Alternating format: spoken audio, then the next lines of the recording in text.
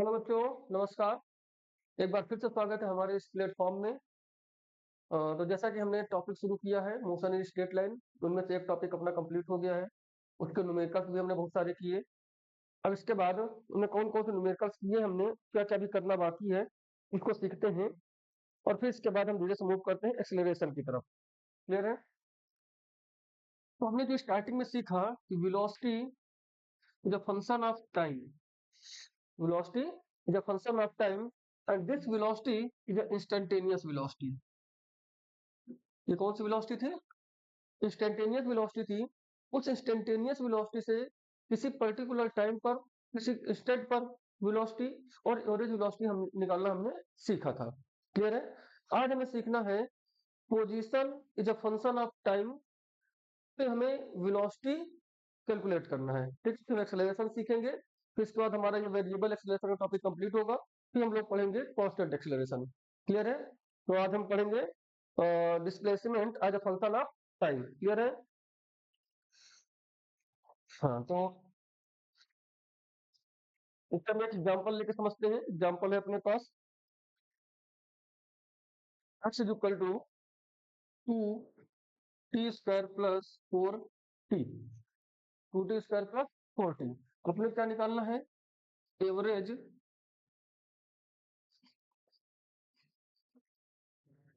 Velocity in 2 second,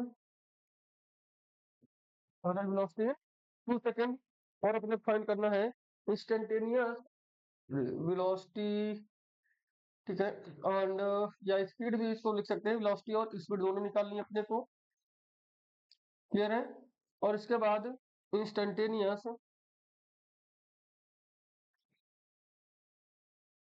speed.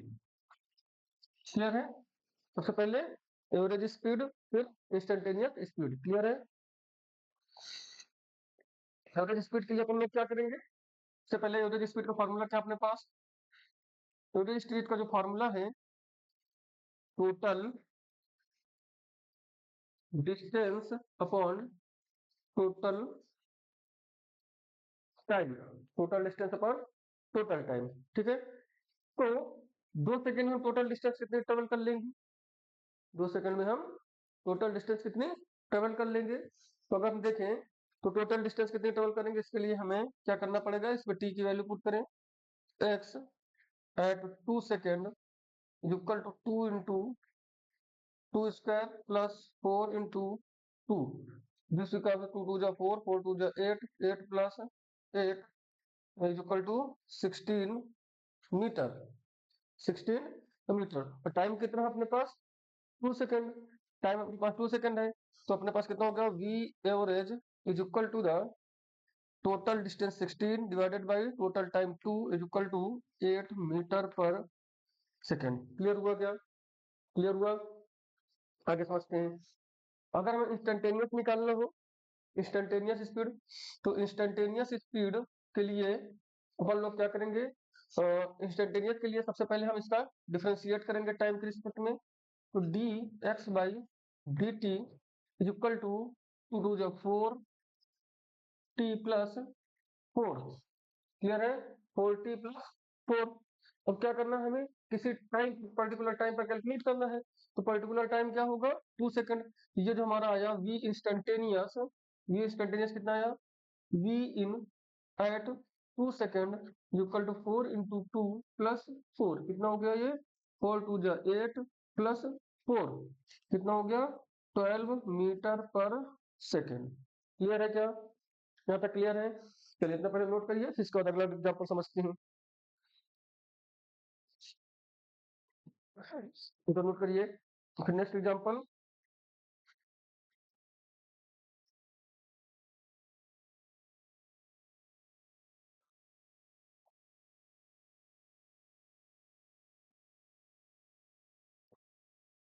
आप लोग note करते जाएंगे, अच्छे से इसको समझते जाएंगे। नेक्स्ट एग्जाम्पल हमारे पास x is equal to 3t² plus 2t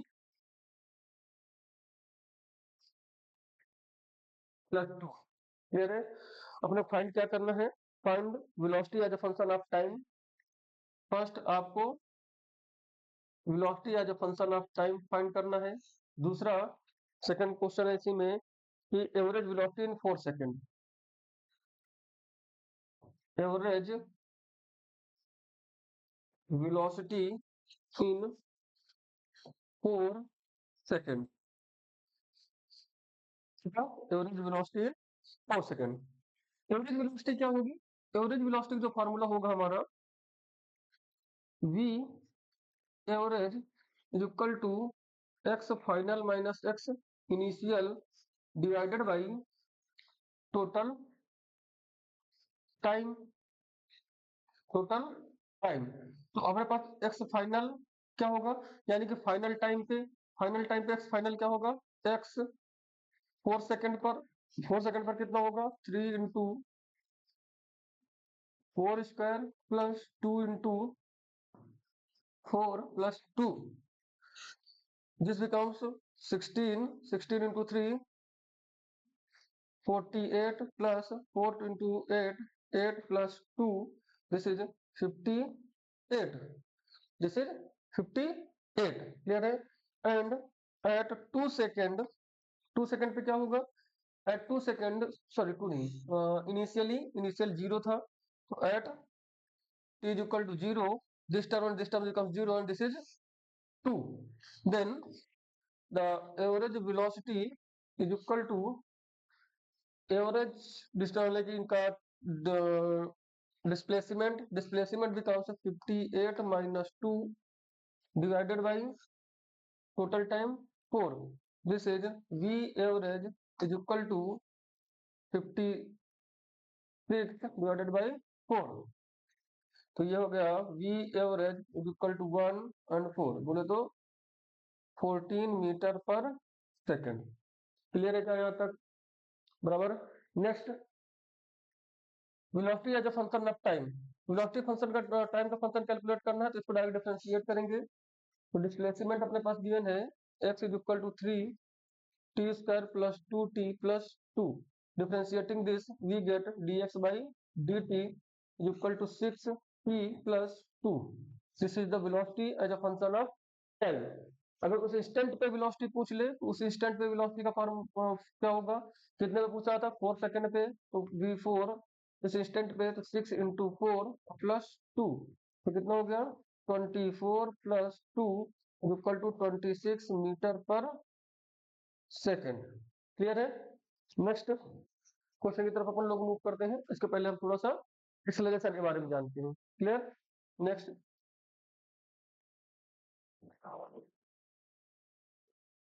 acceleration, acceleration को समझने की कोशिश करते हैं। तो सबसे पहले अपने पास क्या था, displacement, x is the displacement,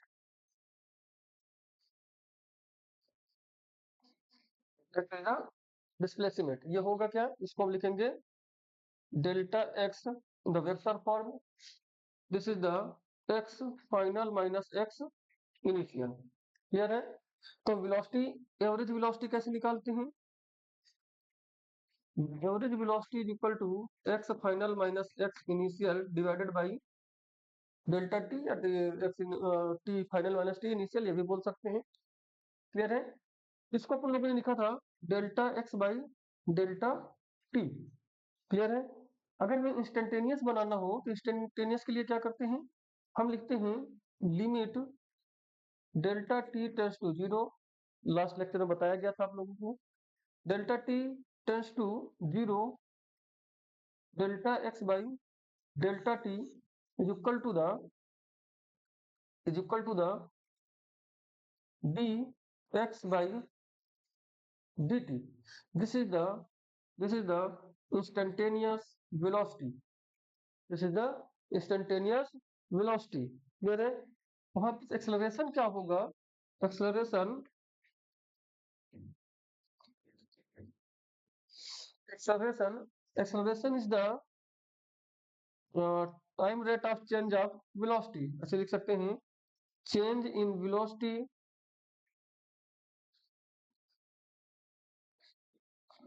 change velocity divided by time interval, change in velocity upon time interval. Clear है? तो इसको हम बोलेंगे this is the instantaneous, this is the instantaneous acceleration. तो इंस्टेंटेनियस एक्सेलरेशन क्या होगा? चेंज इन वेलोसिटी यानी कि v final minus v initial, sorry this is the average divided by delta t। इसको अपन लोग लिखेंगे v average, v average is equal to delta v by delta t। Clear है? This is the average not instantaneous. Clear है? अब आगे ध्यान दें। नेक्स्ट सेक्शन में हम ये समझते हैं कि limit delta t tends to zero delta v by delta t is equal to the, जब लिमिट हमारी टेंस टू जीरो होगी तो उस टाइम पर हम लिखेंगे dv by dt, dv by dt। This is the dv by dt is equal to the a instantaneous. Clear है? a instantaneous, ये क्या है? a average, this is the average acceleration and this is the instantaneous acceleration. Clear है? चलिए इसको note करें, फिर एक बार फिर से इसको अच्छे से फ्लो चार्ट के जरिए से समझते हैं। नेक्स्ट सेक्शन में ध्यान देंगे।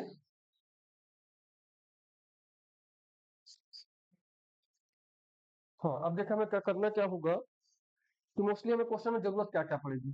जैसे अपने गिवन है displacement, displacement as a function of, as a function of time. अपने क्या गिवन है? Displacement as a function of time. तो डिस्प्लेसमेंट टाइम का फंक्शन है, डिस्प्लेसमेंट टाइम का फंक्शन है। तो अब क्या करेंगे? इसको डिफरेंशिएट करेंगे। क्या करेंगे? डिफरेंशिएट करेंगे। डिफरेंशिएट करेंगे तो अपने को मिलेगी velocity which is a function of time. हमें क्या मिलेगी?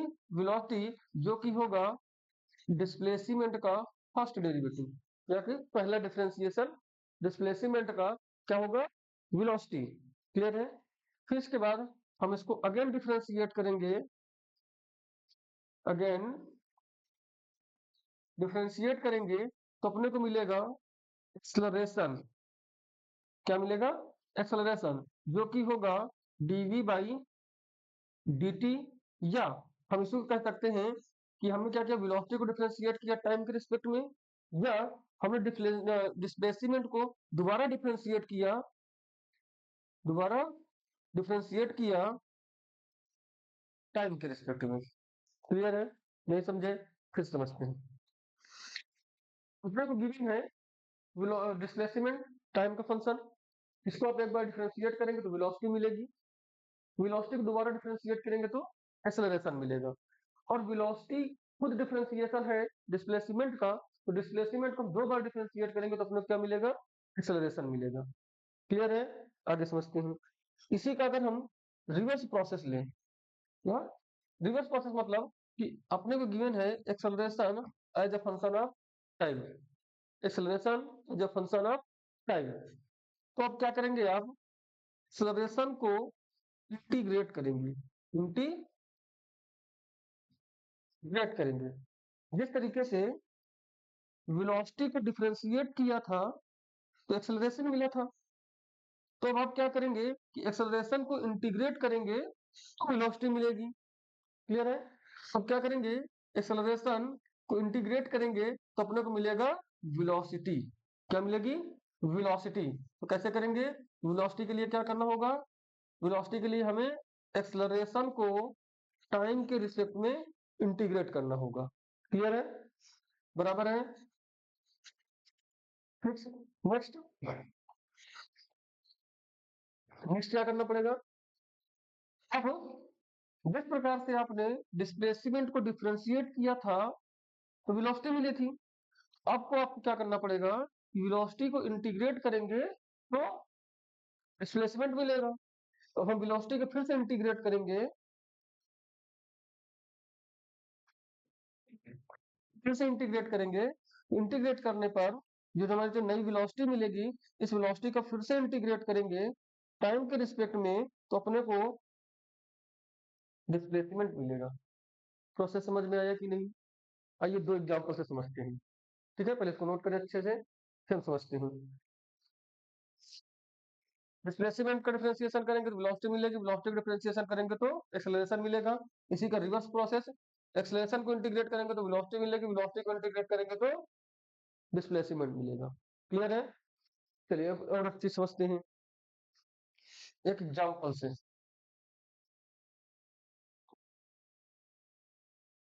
जैसे कि अपने को फंक्शन गिवन है,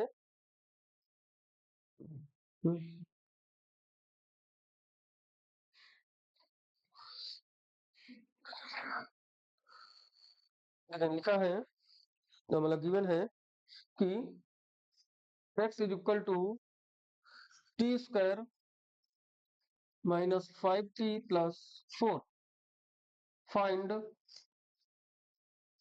find acceleration as a function of time, velocity as a function of time, acceleration at 3 second, velocity at 5 second। Clear है?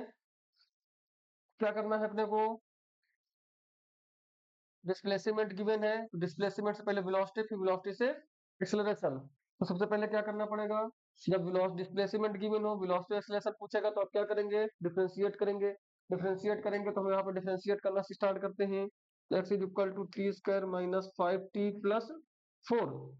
तो x इसको डिफरेंशिएट किया तो dx बाई dt, जो कि होगा v is equal to d of t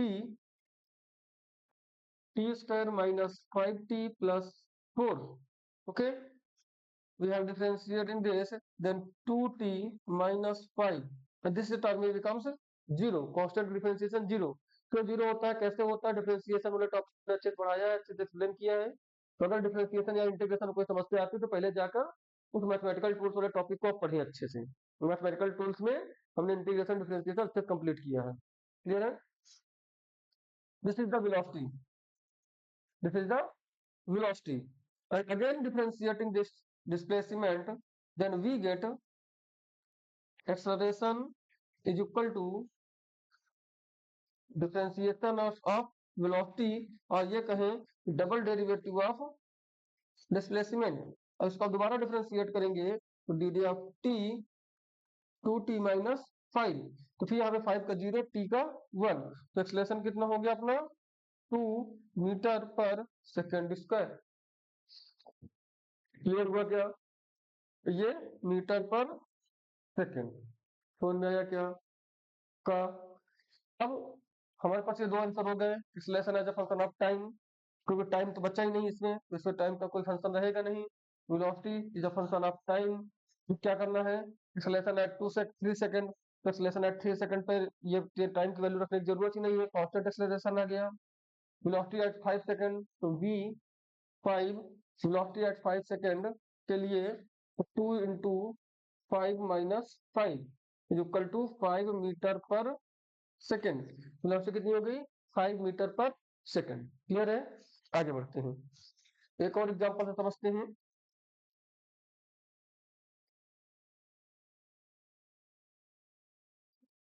एक example है अपने पास, ये x is equal to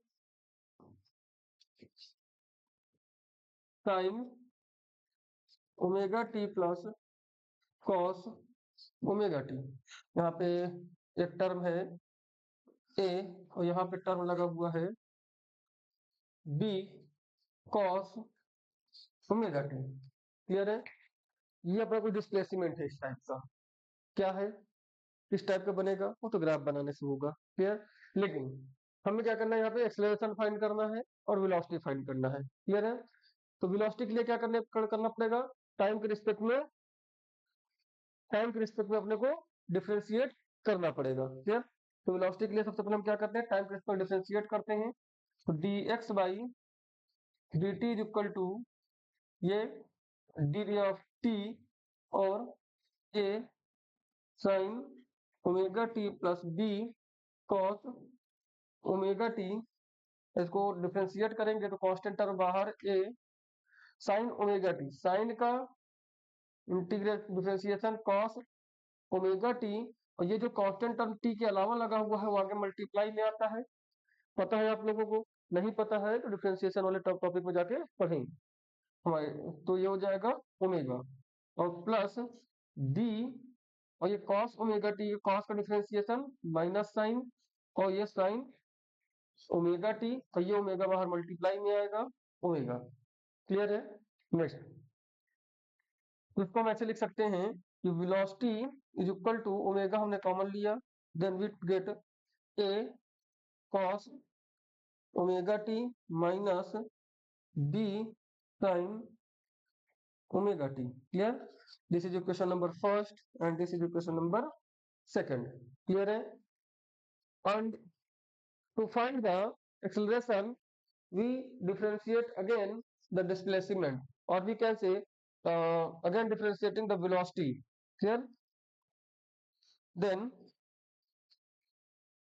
dv by dt is equal to, omega is a constant term, then we take outside, then a cos omega t minus b sin omega t, and on differentiating we get this omega, and a cos omega t, the differentiation of cos omega t is minus sin omega t, and this omega it becomes in multiplication of this term.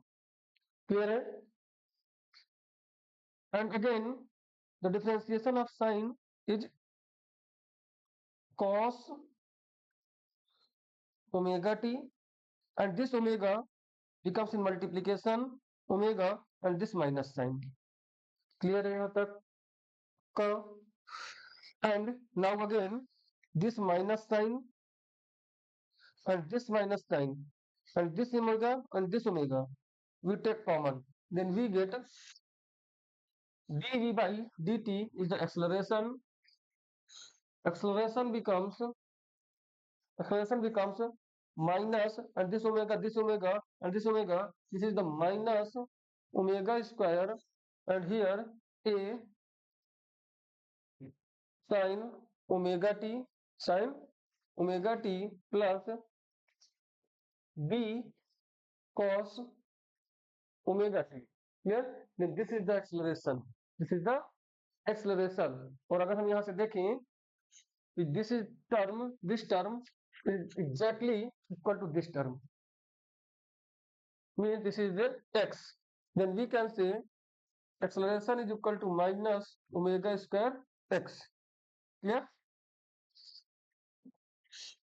आगे आप पढ़ेंगे this is exactly matching with the question of simple harmonic motion. तो ये हमारी किसकी question बनेगी? SHM की। क्यों बनेगी, कैसे बनेगी, जब वाला टॉपिक आएगा तो हम वहां पे बहुत अच्छे तरीके से सीखेंगे, समझेंगे। क्लियर है? चलिए तो नोट करिए, तो हम इस उम्मीद करते हैं कि इन दो एग्जांपल्स से आप लोग एक्सेलरेशन को अच्छे से फील कर पाए होंगे, डिस्प्लेसमेंट से एक्सेलरेशन तक पहुंचना। अब हम एक एग्जांपल से समझेंगे एक्सेलरेशन से डिस्प्लेसमेंट तक पहुंचना। क्लियर है? चलिए नोट करिए, अब आगे बढ़ते हैं। नेक्स्ट एक एग्जांपल और समझते हैं। ठीक है, नोट हो गया, आगे बढ़ते हैं। एक एग्जांपल लेते हैं हम।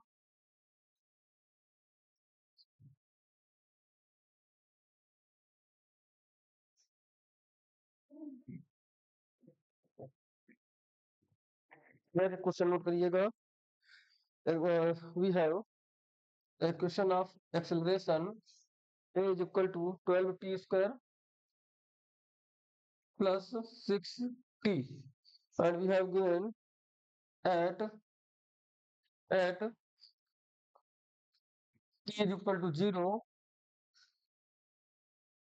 velocity is equal to 1 meter per second, and displacement is equal to -2 metre. ध्यान दें, ये क्या कहना चाह रहा है कि एक पार्टिकल इस एक्सेलरेशन से मूव कर रहा है, टाइम के साथ इसका एक्सेलरेशन इस टाइप से चेंज हो रहा है, और t बराबर 0 पर, t बराबर 0 मतलब इनिशियली मतलब यहाँ पर ये शुरू हुआ t बराबर 0 पर, का डिस्प्लेसमेंट -2 मीटर है, यानी कि ये 1 2 3 और ये 1 2, तो इसका डिस्प्लेसमेंट ये है -2 मीटर, और वेलोसिटी 1 मीटर पर सेकंड है, यानी कि वेलोसिटी पॉजिटिव है, यानी कि वेलोसिटी इसकी इधर के साइड पे है।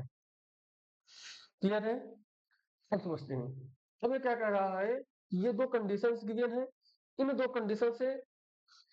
कंडीशन से आपको एक्सेलरेशन की वैल्यू फाइंड करनी है। एक्सेलरेशन गिवन है और दो कंडीशंस दी है, आपको वेलोसिटी और डिस्प्लेसमेंट तक पहुंचना है।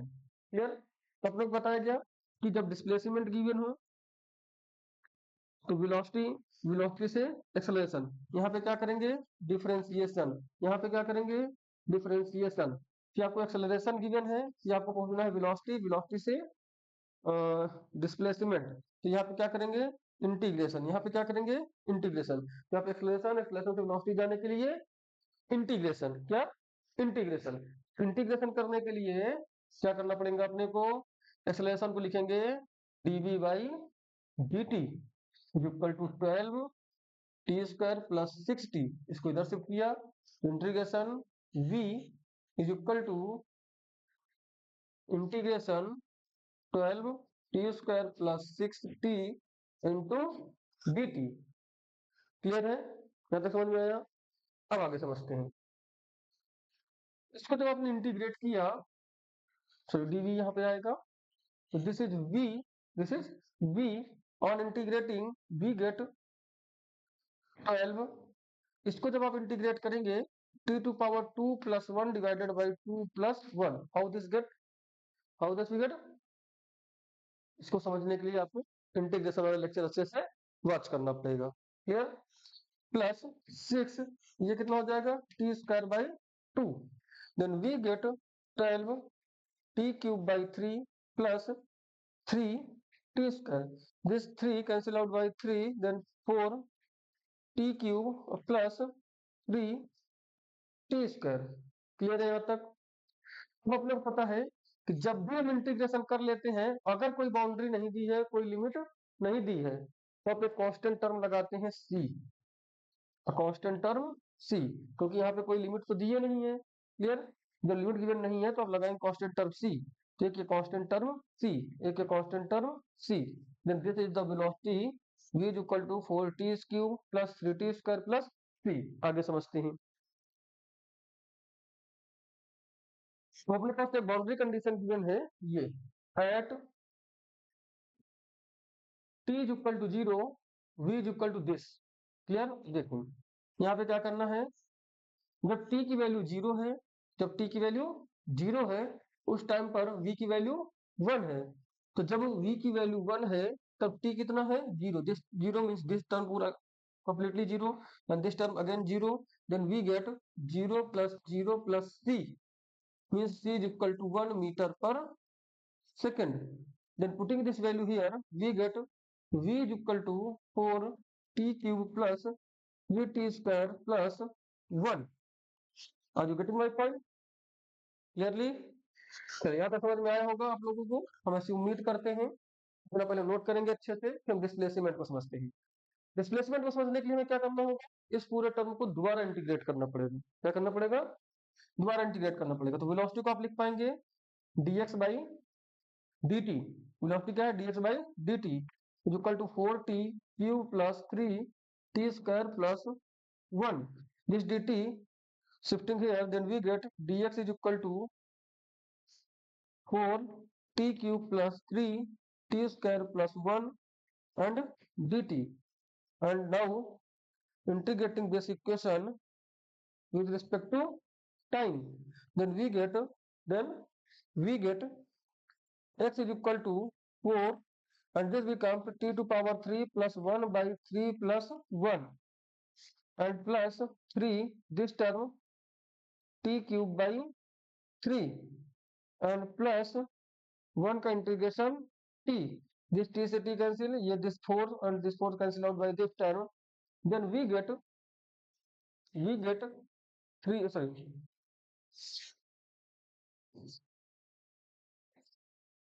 then we get x is equal to t⁴ plus t³ plus t, और after integration we put constant term capital C.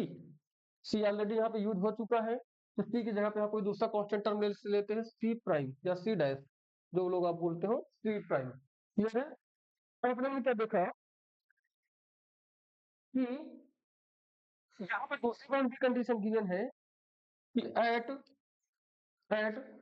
t is equal to 0, at t is equal to 0, x is equal to -2, t is equal to 0 पे x is equal to -2, x is equal to -2 means x is equal to -2, और कब 2 है? जब t 0 है, ये 0 ये 0, ये t भी 0, तो 0 प्लस 0 प्लस 0 और प्लस c, देन t is equal to -2, putting here, then we get x is equal to t⁴ plus t³ plus t minus 2 meter. This is exactly the displacement. समझ में आया क्या? नोट करिए पहले इतना, फिर आगे समझते हैं। एक क्वेश्चन और लेते हैं, उस क्वेश्चन की मदद से फिर एक सॉल्व करते हैं, फिर आगे मूव करते हैं। क्लियर है? नोट करिए एक एग्जांपल और।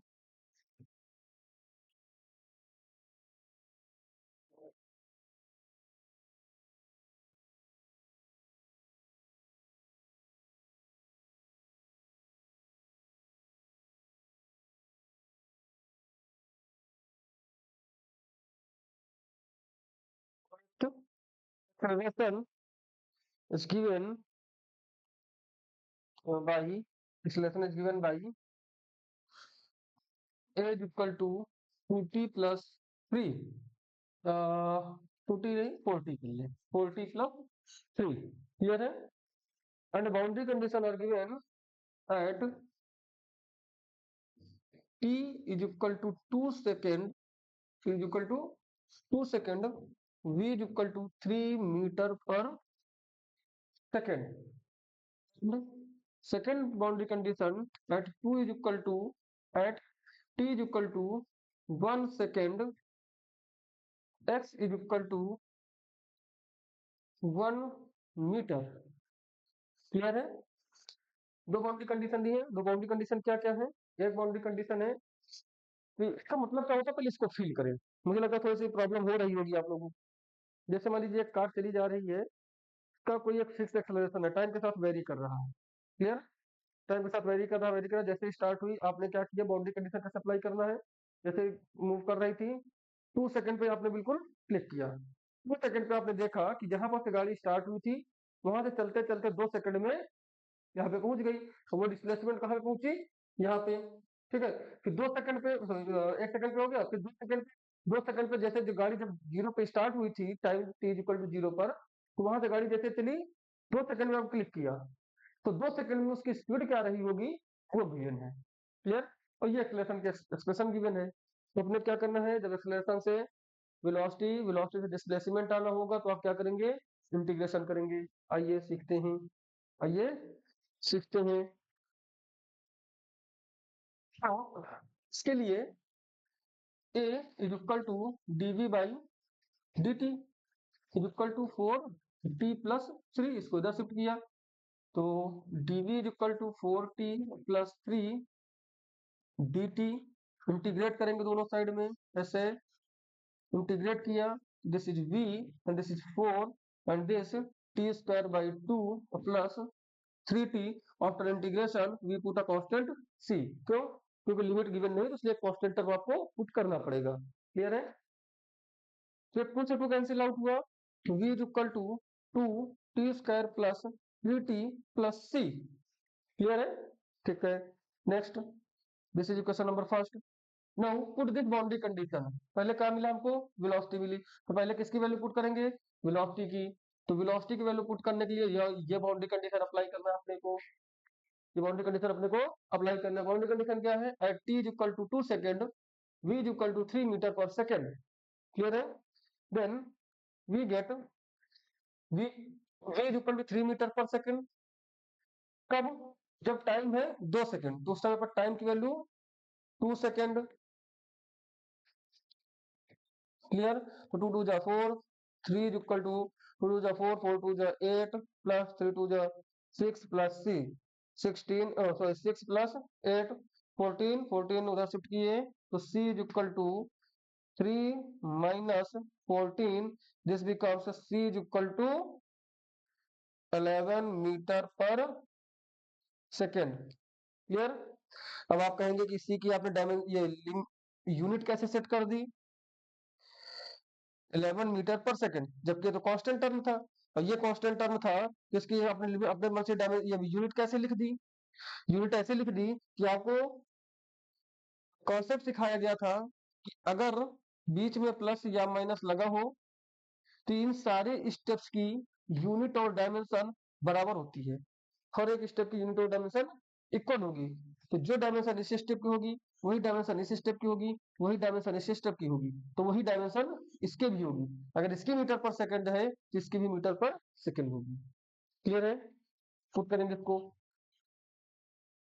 तो v is equal to 2t² plus 3t plus c की वैल्यू, सॉरी ये this becomes -11, this becomes -11, then here we put -11।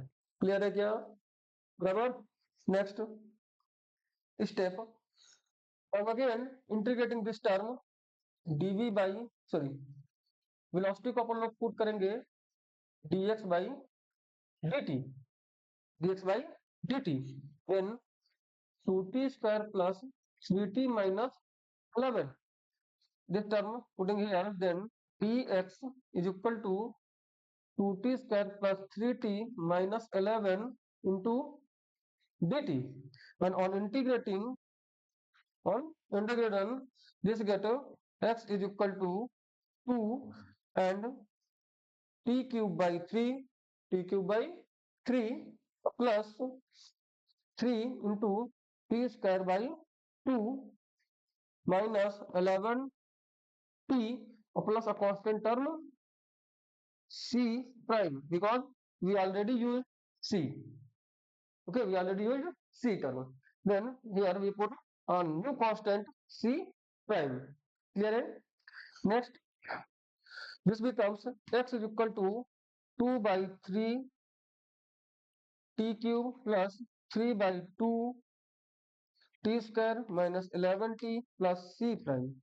Now again we have another, sorry, limit at t is equal to 1 second, x is equal to 1 meter, means कि this is the 1 meter at t is equal to 1, then it 2 by 3 plus 3 by 2, because this is also 1, minus 11 or plus c. Clear है? Then on solving this equation, 11 plus 1 12 is equal to, we get take LCM 6, this is multiplied by this 4 plus 3 3 ja 9 plus c, then 12 is equal to 13 by 6 plus c, putting this side 12 minus 13 by 6 plus c, sorry, equal to c, 72 minus 13 is equal to c divided by 6, then this becomes 9 6 1 5 by 6 is equal to c। Calculation एक बार आप लोग match कर लीजिएगा। then we get this expression like sorry, this equation x is equal to 2 by 3 t cube plus 3 by 2 t square minus 11 t, and then plus 59 by 6। Clear है? हम उम्मीद करते हैं कि इतने सारे एग्जाम्पल से आप लोगों के टॉपिक बहुत अच्छी तरीके से समझ में आया होगा, आप लोग बेहतरीन तरीके से इनको फील कर पा रहे होंगे। क्लियर? मैंने पूरी कोशिश की है आप लोगों को समझाने की। चलिए नोट डाउन करेंगे और नेक्स्ट टॉपिक को हम लोग समझने की कोशिश करते हैं। क्लियर?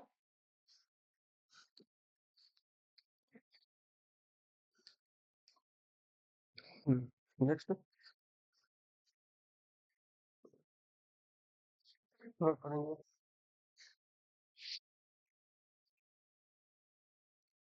नेक्स्ट टॉपिक को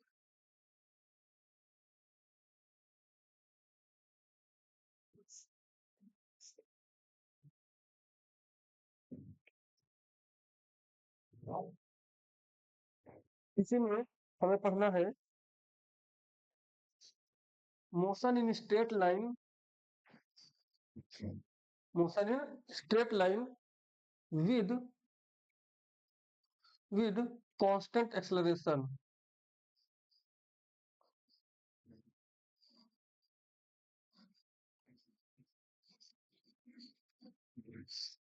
motion in straight line with constant acceleration. अभी तक हम क्या पढ़ रहे थे?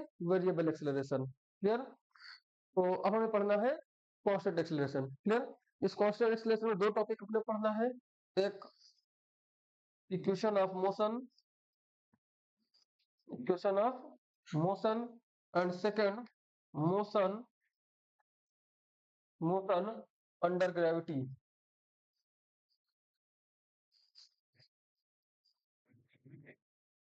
हमें दो टॉपिक पढ़ना है कांस्टेंट एक्सेलरेशन में, एक इक्वेशन ऑफ मोशन और एक equation of motion and motion under gravity. Motion under gravity में दो टर्म आएंगे, दो चीजें पढ़नी है। एक अपने पढ़ना है बोर्ड,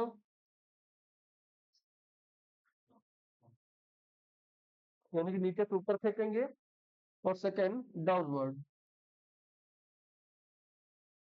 यानी कि ऊपर से आप नीचे छोड़ेंगे। क्लियर? मतलब कैसे कि आप यहाँ नीचे खड़े हैं, एक बॉल लेंगे, उस बॉल को ऐसे ऊपर की तरफ फेंकेंगे। क्लियर? दूसरे केस में क्या होगा कि आप ऑलरेडी यहाँ पे एक टावर पे खड़े होंगे, इस टावर से एक बॉल को आप यहाँ पे ऐसे छोड़ेंगे। क्लियर? सीधे ऐसे छोड़ देते हैं तो मोशन अंडर ग्रेविटी होगा, और किसी एंगल से ऐसे फेंक देते हैं तो ये प्रोजेक्टाइल होगा। क्लियर? इसी प्रकार यहाँ पर से अगर आप सीधे ऊपर की तरफ फेंकते हैं तो ये मोशन अंडर ग्रेविटी है, अगर इसी में आप कुछ एंगल बना के फेंकते हैं ऐसे तो this is the projectile. Clear? इसी टॉपिक को हम आगे लिंक करते हुए चलेंगे प्रोजेक्टाइल मोशन से। कैसे कि हमने सीधे फेंका ऊपर तो मोशन अंडर ग्रेविटी, ऊपर सीधे जाएगा, टॉप पे जाके जैसे वेलोसिटी जीरो होगी नीचे आ जाएगा। क्लियर? नीचे आएगा, this is the motion under gravity. और किसी एंगल से फेंकेंगे तो ये हाईएस्ट पॉइंट तक जाएगा, हाईएस्ट पॉइंट से फिर ये नीचे आ जाएगा। क्लियर? इसी प्रकार अगर आप यहाँ से बॉल को सीधे नीचे ड्रॉप कर देते हैं तो मोशन अंडर ग्रेविटी होगा। ठीक है?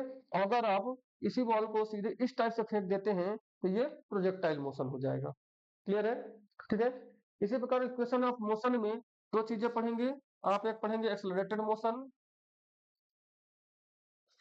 एक्सेलरेटेड मोशन, और दूसरा आप पढ़ेंगे रिटार्डेशन मोशन। एक पढ़ेंगे आप एक्सेलरेटेड मोशन और दूसरा पढ़ेंगे रिटार्डेशन, रिटार्डेटेड मोशन। मतलब रिटार्डेटेड मोशन में होता है गाड़ी की स्पीड कम हो रही है। जैसे जब आप गाड़ी स्टार्ट करते हैं, स्टार्ट करके जब आप हाईवे पे ले जाते हो तो धीरे धीरे धीरे धीरे स्पीड आप बढ़ाते हैं, इंक्रीज करते हैं। ये ऐसा तो होता नहीं कि आप डायरेक्ट घर से निकाले, घर से निकालने में डायरेक्ट अपने हंड्रेड स्पीड पकड़ ली, ऐसा होता है क्या? नहीं होता है। आप क्या करते हैं, गाड़ी स्टार्ट करते हैं, फिर धीरे धीरे कुछ दूर तक ले जाते हैं, फिर धीरे धीरे स्पीड बढ़ाते हैं। जब तक आप हाईवे के ऊपर नहीं चढ़ पाते हैं तब तक कार की स्पीड आपकी 25 से 30 के आसपास रहती है, कभी कभी 20 के अंदर भी रहती है। जैसे आप हाईवे पहुंचे आप बिल्कुल हीरो बन जाते हैं। जैसे ही सुनसान रास्ता मिले पूरी आपके 100, 110, 120 तक पहुंचा देते हैं गाड़ी अपनी। तो जब आप 120 तक खींचते हैं, मतलब पहुंचाते हैं, तो उस टाइम पर आप 60 से धीरे धीरे इंक्रीज करते हुए बढ़ते हैं। फिर आप जैसे 120 पहुंच जाते हैं तो आप एक कांस्टेंट एक्सेलरेशन के साथ मूव करना चालू कर देते हैं। क्लियर है? तो जिस टाइम पर एक्सेलरेशन इंक्रीज हो रहा होगा तो हम बोलेंगे एक्सेलरेटेड मोशन है। और जैसे अब 120 पे पहुंचने के बाद अगर कोई ब्रेकर आता है या फिर कोई गाड़ी वगैरह कार वगैरह सामने से आती है या कुछ ऐसा मूवमेंट आपको दिखता है तो आप क्या करते हैं कि ब्रेक लगाते हैं। तो ब्रेक लगाते हैं तो आपकी वाइट कार जो होती है वो 120 से फिर धीरे धीरे 60, 50, 40 तक डिक्रीज होती है उसकी स्पीड, तो उसको हम बोलते हैं, जब स्पीड कम हो रही होती है तो उसी को हम बोलते हैं रिटार्डेटेड मोशन। क्लियर है? यानी कि एक्सेलरेशन जब इंक्रीज कर रहा होगा तो एक्सेलरेटेड मोशन, एक्सेलरेशन जब डिक्रीज कर रहा होगा तो रिटार्डेटेड मोशन। क्लियर? चलिए आगे हम समझते हैं एक एक सेगमेंट को लेकर। क्लियर है?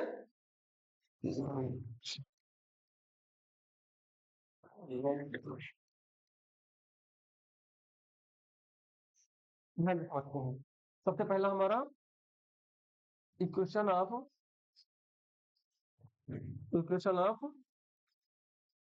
मोशन। इक्वेशन ऑफ मोशन में सबसे पहले हमें पढ़ना है एक्सेलरेटेड मोशन। क्लियर है? समझते हैं। जैसे हमें पता है कि acceleration a is equal to dv by dt। Acceleration a is equal to dv by dt। आपकी अपनी कार थी, इस कार को आपने स्टार्ट किया,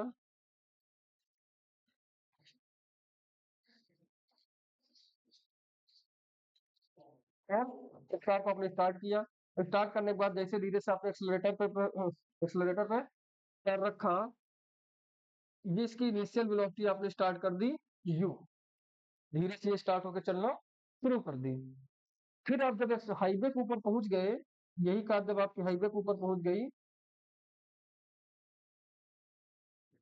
जैसे कार आपके हाईवे के ऊपर पहुंची, आपने फाइनल वेलोसिटी अचीव कर ली v, फाइनल वेलोसिटी अचीव कर ली v इन टाइम t। तो यहाँ पे t इक्वल टू 0 था, यहाँ पे टाइम t था। क्लियर?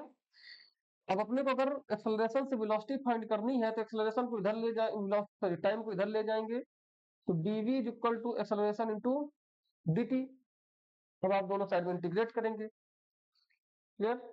अभी क्या था, अभी तक क्या था कि एक्सेलरेशन वेरिएबल था, टाइम का फंक्शन था, इसलिए उसका इंटीग्रेशन हो रहा था। लेकिन अब आप हेडिंग ही डाल चुके हैं कांस्टेंट एक्सेलरेशन, कांस्टेंट एक्सेलरेशन लिख चुके हैं, तो कांस्टेंट होगा। कांस्टेंट का ना ही डिफरेंशिएशन होता ना ही इंटीग्रेशन होता है, तो इसका तो इंटीग्रेशन होगा नहीं, तो इसको आप बाहर ले लें। इसका डीवी का अब आपने, अब ध्यान देंगे, जिस टाइम पर टाइम जीरो था, जब टाइम जीरो था उस टाइम पर वेलोसिटी क्या थी, u थी। और जब टाइम t हो गया तब वेलोसिटी क्या हो गई, v हो गई। क्लियर है क्या? नहीं समझे? फिर से समझे। कार जब आपकी स्टार्ट हुई, उस टाइम पर टाइम वहां तक कैलकुलेट करना चालू कर देंगे, स्टॉप वॉच पकड़ेंगे, जैसे ही कार आपकी जस्ट मूवमेंट करना चालू करेगी, जस्ट आगे बढ़ेगी, वैसे आप अपना स्टॉप वॉच शुरू कर देंगे। तो जिस टाइम पर आपकी कार जस्ट स्टार्ट हुई तो उस टाइम पर टाइम जीरो था। फिर जब आपकी स्पीड स्पीड इंक्रीज हुई और हाईवे के ऊपर पहुंचे, फाइनल स्पीड आपको मिल गई v, तब आप टाइम पर बोले t। तो स्टार्टिंग में t बराबर 0 पर वेलोसिटी u थी और t बराबर t पर वेलोसिटी v थी। क्लियर है? तो जब आप इसको इंटीग्रेट करेंगे तो v लिमिट कहां से कहां तक, u से v तक। तो क्योंकि लिमिट लग गई है तो फिर आपको कोई कांस्टेंट टर्म लगाने की जरूरत नहीं है। इसी प्रकार एक्सेलरेशन का इंटीग्रेशन होगा नहीं, dt का t, t कहां से, 0 से t। जब लिमिट लग गई तो आपको कोई कांस्टेंट टर्म अलग से ऐड करने की आवश्यकता नहीं है। तो ये कितना बन गया, upper limit minus lower limit, तो v minus u is equal to a, और this t minus 0, this becomes v minus u is equal to 80, या we can say v is equal to u plus 80। This is our first equation of motion, this is our first equation of motion. Clear है यहाँ तक? आगे करने के आप लोग यहाँ तक समझ पाए होंगे। नेक्स्ट समझने के लिए अपन लोग क्या करेंगे,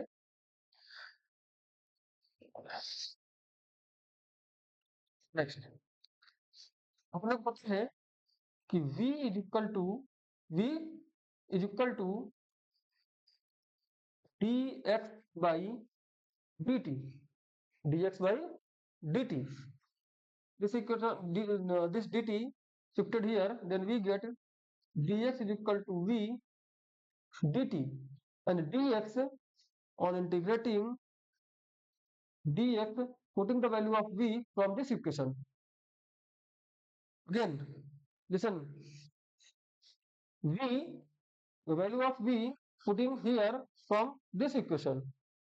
Here, then integration u plus at, okay, and dt. Then on integrating this term, if at t is equal to 0, at t is equal to 0, at t is equal to 0, displacement is 0। ऐसा जरूरी नहीं है, लेकिन हम एक ideal case लेते हैं तो t बराबर 0 पर डिस्प्लेसमेंट 0 है। then and at t is equal to t, the displacement is x, clear, okay, then this is x is 0 to x is equal to, on integrating u into t plus acceleration is a constant, velocity भी initial velocity जब इसको constant थी a into t का integration t square by 2 and 0 to t, this x minus 0 and t ut plus t half a t square, और 0 पर t put करने पर t की वैल्यू 0 पुट करने पर ये भी 0 ये भी 0, इधर 0 लिखने की जरूरत नहीं है, तो this becomes x is equal to ut plus half a t square. This is the second equation of motion. This is the second equation of motion. Clear है? इसको नोट करिए। फिर हम थर्ड इक्वेशन को सॉल्व करते हैं। Note हो गया? नेक्स्ट थर्ड इक्वेशन की तरफ मूव करते हैं।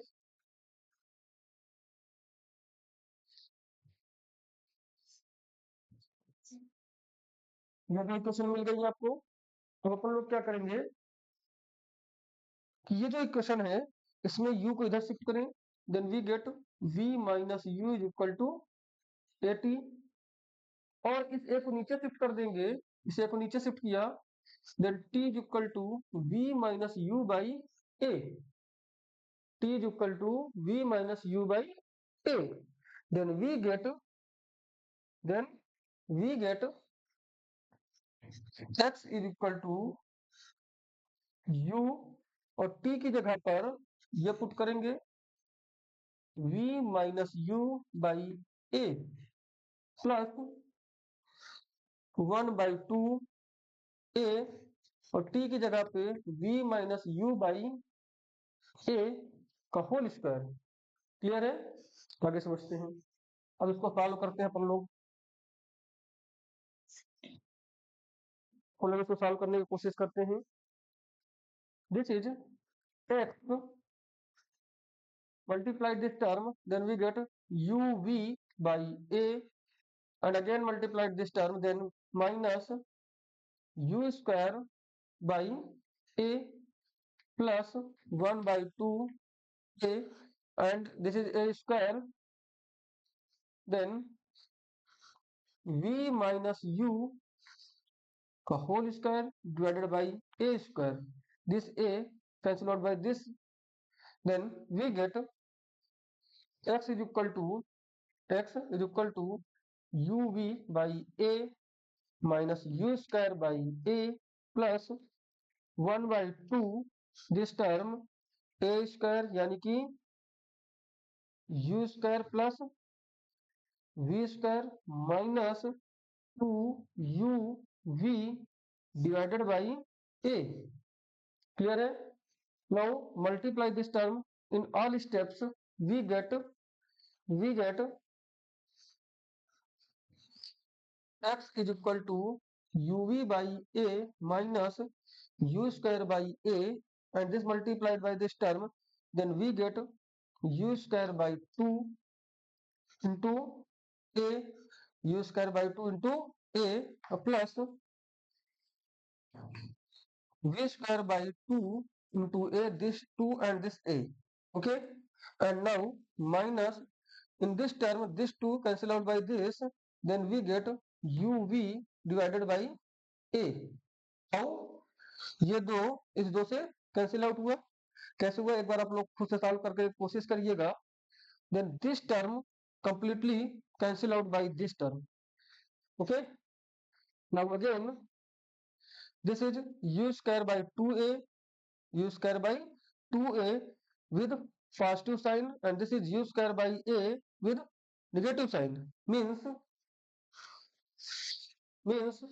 x is equal to x is equal to u square by a with minus sign plus u square by 2a and plus v square by 2a. Okay, now this term is subtracted by this, then we get is equal to x is equal to minus u square by 2a plus v square by 2a. We take common 2a, then x is equal to 1 by 2a v square minus u square. Putting here, then we get 2ax is equal to v square minus u square. This u square shifted here, then we get v square is equal to u square plus 2ax. This is the third equation of motion. Clear है क्या? बराबर। चलिए next इसको note down करेंगे, फिर अगले step की तरफ मूव करते हैं अपन लोग। नोट डाउन करेंगे। ओके, चलिए नेक्स्ट।